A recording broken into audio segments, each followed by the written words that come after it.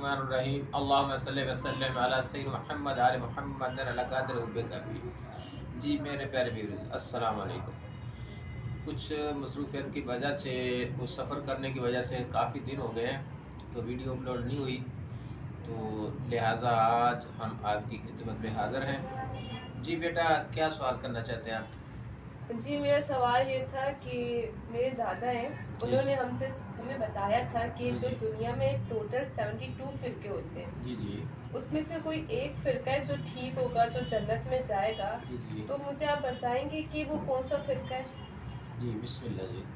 हाँ बेटा, ये हदीस पाक भी है मेरे आका मुस्तफ़ा सल्लल्लाहु अलैहि वसल्लम की। उन्होंने बहुत खूब और अच्छा फरमाया, हदीस के मुताबिक फरमाया है, ऐसे ही है।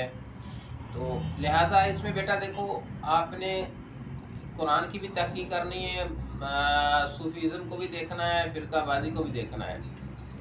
तो इसमें हम ये नहीं कह सकते कि फ़लाँ फ़िरका जो है वो जनती है, फ़लाँ जहन्नमी, क्योंकि हम इस पे कोई भी ऐसा ऑप्शन नहीं देना चाहते, ना दे सकते हैं। लिहाजा हम आपको थोड़ी-सी अपनी तहकीक के मुताबिक बता सकते हैं कि जैसे कुरान पाक में फरमाया कि वो मुशरिक जो दीन के टुकड़े करते हैं और ग्रोह बनाते हैं, खबरदार किसी ग्रोह में ना जाना।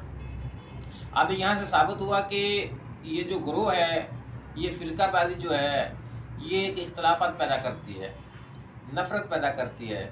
और जैसे कि आपने देखा होगा कि शिया, सुन्नी, वाहाबी, देवबंद जितने भी फ़िरके हैं, ये एक-दूसरे को नफ़रत की नज़र से देखते हैं जी। और एक-दूसरे में इतना बुग़्ज़ भरा होता है कि वो एक-दूसरे को अच्छा नहीं समझते।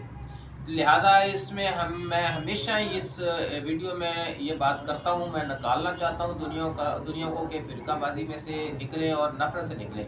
क्योंकि मेरे नबी करीम सल्लल्लाहु अलैहि वसल्लम ने हमें एक साथ में खड़ा किया और बराबर खड़ा किया अमीर और गरीब को, ठीक है? ताकि कोई एक-दूसरे से नफ़रत ना करे और मोहब्बत पैदा हो।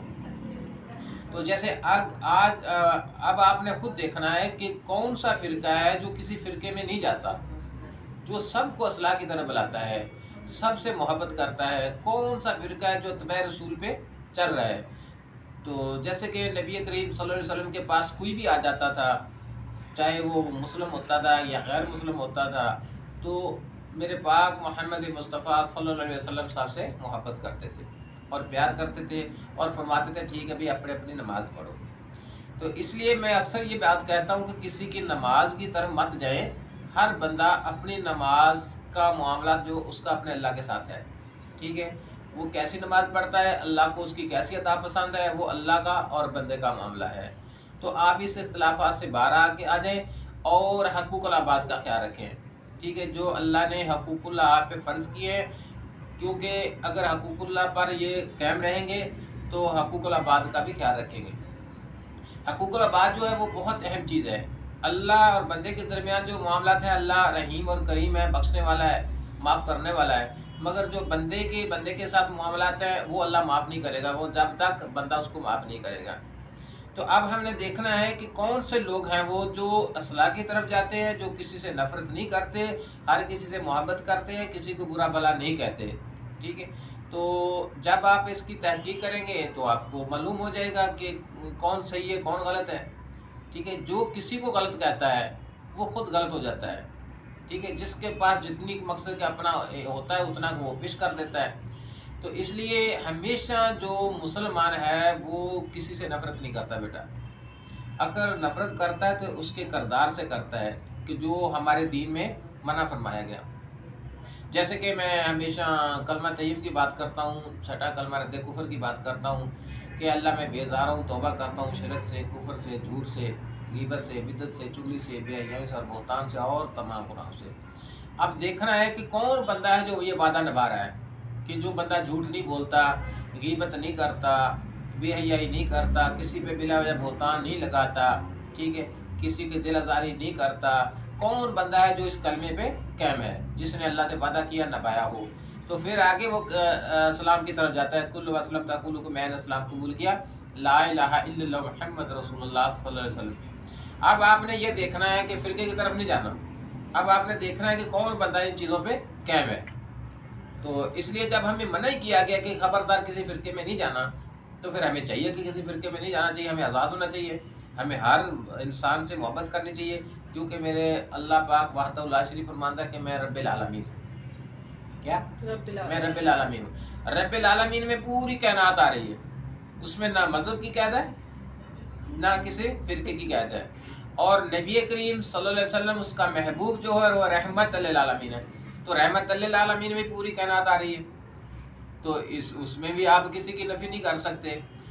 اور اگلی بات یہ ہے کہ میں اکثر بتاتا ہوں کہ بالفرض ایک بچہ پیدا ہوا کسی شیعہ کے گھر یا سنی کے گھر یا وہابی کے گھر، تو جس گھر میں وہ پیدا ہوا نا، وہ تربیت جو اس کو ملی وہ وہی بنے گا، چاہے وہ ہندو کے گھر پیدا ہوا، چاہے وہ سکھ کے گھر پیدا ہوا، جس گھر میں وہ پیدا ہوا اس کو جو تربیت ملی وہی بنے گا۔ جیسے آپ کمپیوٹر میں ایک چیز فیڈ کر دیتے ہیں تو جب ایپ کھولو گے تو وہی آئے گا نا جو فیڈ کیا ہوگا۔ اسی طرح جو بچپنا ہوتا ہے نا بچے کا، اس بچپن میں جو اس کے ذہن میں ڈالا جاتا ہے نا وہ فیڈ ہو جاتا ہے، وہ اس پہ پختہ ہو جاتا ہے، ٹھیک ہے۔ آگے جا کے اس کی تربیت کیسے بدلی ہوتی ہے، پھر جب اگلی وہ محفل اٹینڈ کرتا ہے، اگر وہ بزرگوں کی محفل اٹینڈ کرتا ہے تو صاف ذرا ان کو بزرگوں کا رنگ چڑھے گا۔ اگر وہ جو لڑکے ہوتے ہیں جو شور شرابہ کرنے والے، جو مقصد کہ آج کل ٹرینڈ چلا ہوا ہے زیادہ تر کہ فیشن شوشا پن، یہ وہ اچھا لگتا ہے، وہ اگر ان میں شامل ہو گیا تو وہ ایسا بن جائے گا۔ اگر وہ نشائیوں میں چلا گیا تو وہ نشائی بن جائے گا۔ وہ پھر آگے جیسی وہ محفل اٹینڈ کرے گا نا، صحبت ویسے اثر پیدا ہوگا، ٹھیک ہے۔ تو اس لیے ہمیں اب دیکھنا یہ ہے کہ اگر میں اکثر یہ بات کرتا ہوں، سمجھاتا ہوں کہ یار دیکھو جیسا رنگ آپ کو پسند ہے نا، آپ جیسے رنگ میں ہاتھ ڈالو گے نا وہی رنگ چڑھے گا، ٹھیک ہے۔ اسی طرح یہی بھی رنگ ہے محفل کا، تو جیسی محفل میں جائیں گے آپ کو وہی رنگ چڑھے گا۔ اگر آپ بزرگوں میں بیٹھ جاتے ہیں تو آپ بزرگ بن جائیں گے، عمر کے لحاظ سے پہلے بزرگ بن جائیں گے، تو بزرگوں والی بات کریں گے، وہ تربیت ملے گی آپ کو، وہ محبت ملے گی۔ تو ہم نے دیکھنا ہے کہ کون سے وہ لوگ ہیں جو کسی فرقے میں نہیں جاتے اور ہمیشہ اصلاح کی طرف رہتے ہیں، تو آپ کو قرآن کی بات بھی سمجھ آ جائے گی اور حدیث پاک کی بات بھی سمجھ آ جائے گی۔ اگر فرقے میں جائیں گے تو آپ پھر وہ خسارے میں چلے جائیں گے۔ اچھا آپ مجھے ایک بات بتائیں، یہ جو فرقے یہ کیوں رکھے گئے تھے؟ مطلب ہیں تو سبھی مسلمان ہیں، تو یہ ڈیوائڈ کیوں ہو گئے 72 فرقے؟ مطلب بیٹا ایڈوائٹ پتہ کب ہوتے ہیں؟ جب ہم بڑوں کی بات نہیں مانتے، اپنے استاد کی بات نہیں مانتے، اپنے مرشد کی بات نہیں مانتے، اپنے خود من کی مرضی کرتے ہیں، ٹھیک ہے۔ دیکھو اس میں جب انسان پیدا ہوتا ہے نا تو وہ نفس امارہ میں پیدا ہوتا ہے۔ کیا ہوتا ہے؟ نفس امارہ میں پیدا ہوتا ہے۔ کوئی خاص صورتیں ایسی ہوتی ہیں، روحیں ہوتی ہیں جو نیکوکار ہوتی ہیں، مگر سب نفس امارہ میں پیدا ہوتی ہیں۔ نفس امارہ جو ہے نا وہ خواہشات دنیا کی طرف لے کے جاتا ہے۔ اب ہمیں اس نفس امارہ سے بچنے کے لیے ہمارے لیے قرآن پاک وہ جو کتاب ہے سب سے اعلیٰ کتاب آئی ہے ہمیں ہدایت کے لیے، تاکہ ہمیں وہ ہدایت ملے تو ہم نفس امارہ سے بچ سکیں، اس کے ساتھ جہاد کر سکیں، جس کو بولا کہ جہاد اکبر جو سب سے بڑا جہاد ہے وہ اپنے نفس کے ساتھ ہے۔ اگر ہم کسی کامل کا بازو نہیں پکڑتے، ہاتھ نہیں تھامتے، تو ہم نفس امارہ کا بھی مقابلہ نہیں کر سکتے۔ تو نفس امارہ کا مقابلہ کرنے کے لیے ہمیں قرآن پاک کی ہدایت لینی پڑے گی اور نبی پاک صلی اللہ علیہ وسلم کی حدیث پاک کو ماننا پڑے گا، اس پہ عمل کرنا پڑے گا۔ جب ہم اس پہ عمل کریں گے، کسی کے تابع ہو جائیں گے، اس کی بات مانیں گے، خواہ وہ ماں باپ ہے۔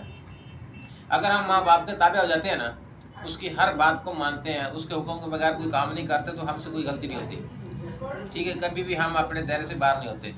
تو اس لیے جب ماں باپ کا ادب آداب، دیکھو میں نے پہلے بھی آپ کو بتایا کہ جیسے اکثر بزرگ دین فرماتے ہیں کہ ماں باپ کو جس نے ایک بار دیکھا تو اس کو ایک حج کا ثواب ہوا، ٹھیک ہے۔ تو اس سے ثابت ہوا کہ وہ کعبہ ہے جس کو دیکھنے سے حج ہوتا ہے، ایک یہ کعبہ ماں باپ جس کو دیکھنے سے حج کا ثواب ملتا ہے۔ مگر وہ حج کرنے سے قبول ہوتا ہے یا نہیں ہوتا، اس میں شک ہے۔ یہ جو ماں باپ کا جو کعبہ ہے اس کو دیکھنے سے قبولیت 100% ہوتی ہے، اس میں شک نہیں ہے۔ جتنی آپ ماں باپ سے محبت کرتے جاؤ گے، اس کے فرما بردار بنتے جاؤ گے، اتنی کامیابیاں آپ لوگوں کو ملتی جائیں گی۔ تو اس لیے جب ہم نافرمان ہوتے ہیں نا تو تب یہ اس میں ہم اختلافات میں چلے جاتے ہیں، فرقہ بازی میں چلے جاتے ہیں۔ ہر بندہ اپنی من کا کہتے ہیں مرضی کرتا ہے، اپنے من کی بات مانتا ہے۔ تو اس لیے اس کو کھلی لگام سے بچایا گیا کہ اپنی لگام کسی کے ہاتھ میں دے دو، اپنے بڑوں کے ہاتھ میں دے دو. تو کیونکہ بڑوں کا تجربہ ہوتا ہے، بزرگ جو ہوتے ہیں نا وہ ہر وقت سے گزرے ہوتے ہیں، ان کو پتہ ہوتا ہے کہ یہاں نقصان ہے، یہاں فائدہ ہے، ادھر جائیں گے تو نقصان ہوگا، ادھر جائیں گے تو فائدہ ہوگا. پھر وہ اپنے بچے کو نہ سمجھاتا ہے کہ بیٹا ایسے نہیں ایسے چلو. اگر بچے اس کے فرمانبردار ہو جاتے ہیں تو تمام اختلافات سے بچ جاتے ہیں. جی ٹھیک ہے. تو میرا خیال ہے کہ آج کے لیے اتنا ہی کافی ہے. اجازت چاہتے ہیں، ملتے ہیں اگلے ویڈیو کے ساتھ. السلام علیکم.